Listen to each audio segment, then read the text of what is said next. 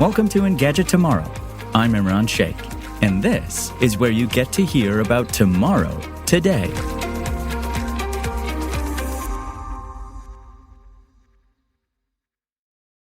Today, we're talking about how both digital and physical communication and transport continues to shrink the world around us. Let's start with an attempt at expanding broadband access. Amazon's Starlink rival, Project Kuiper, is moving closer to liftoff. The company announced today that a new $120 million satellite processing facility for the initiative is under construction at Kennedy Space Center in Florida. Amazon plans to launch its first satellites in the coming months, followed by the first customer pilots next year. Like Elon Musk's Starlink, Project Kuiper aims to provide fast and affordable satellite broadband to areas unserved or underserved by traditional internet and communications options. It's an Amazon initiative, but should enjoy a cozy relationship with Blue Origin, owned by Amazon founder Jeff Bezos. Project Kuiper kick-started in 2018, receiving FCC satellite licensing 2 years later.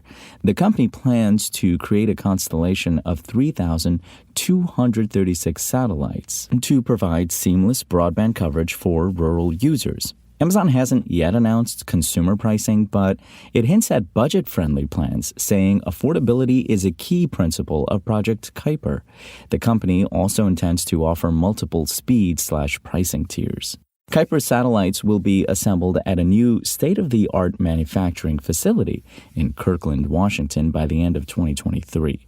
The new Florida installation will receive the satellite shipments, perform final preparations ahead of their commercial deployment. Amazon says it's secured launches from Blue Origin, Arianespace, and United Launch Alliance, ULA. Most units will deploy from Florida's Cape Canaveral Space Force Station near the new processing facility. Amazon touted Project Kuiper's anticipated job creation. It says over 1,400 people are already working on it, and the company expects the initiative to eventually support thousands of suppliers and highly skilled jobs, especially in Alabama, Florida, and Colorado. But expanding internet access is only one way of shrinking the distance between people. There's also moving physical goods to remote regions.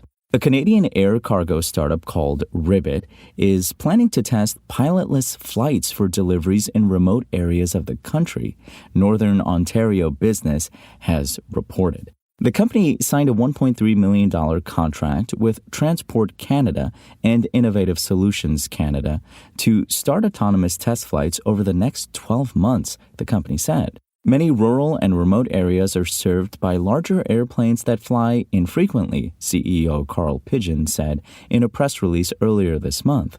Ribbit takes a smaller aircraft and uses autonomy to drastically change the unit economics of that plane. This lets us offer reliable next-day or two-day service and improve supply chains. The company is starting small, with 2 passenger recreational-style aircraft. It plans to remove the seats to open up room for cargo, then make the aircraft fully autonomous using remote control software and hardware. The idea began as a project from University of Waterloo students, including co-founders Jeremy Wong and Carl Pigeon. Ribbit said its aircraft would use remote pilots to monitor progress, communicate with air traffic controllers, and generally provide a backup. The company has already signed contracts with retailers and wholesalers, including locally owned businesses that serve the province. The aim is to fill a demand for timely delivery of food, medical items, and more. The goal is really to try and improve that transportation link so that we can get food and other perishables, time-sensitive items, medical supplies, etc., into these communities at a lower price to the end consumer more reliably and more frequently, Wong told Northern Ontario Business. There are a number of competitors in this space already, most notably X-Wing, which has already performed autonomous gate-to-gate commercial cargo flights. That company is using much larger aircraft, namely converted Cessna Grand Caravan 208B utility planes fitted with X-Wing's Autoflight software. Another competitor in the space is Reliable Robotics, founded by former SpaceX and Tesla engineers, which has also run successful remotely piloted cargo tests. Ribbit is smaller than those players, but it knows its customers and the region well. Be it air cargo, asset monitoring, or maritime patrol, we have identified several applications for the technology, Wang said. Customers appreciate our ability to understand their operations deeply, then reimagine them with autonomy.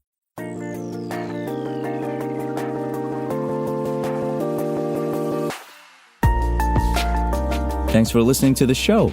Make sure to rate, review, and subscribe on Apple Podcasts. Today's show featured journalism by Engadget contributors Will Shanklin and Steve Dent and was produced by Spoken Layer. I'm Imran Sheikh, and we'll talk more tomorrow.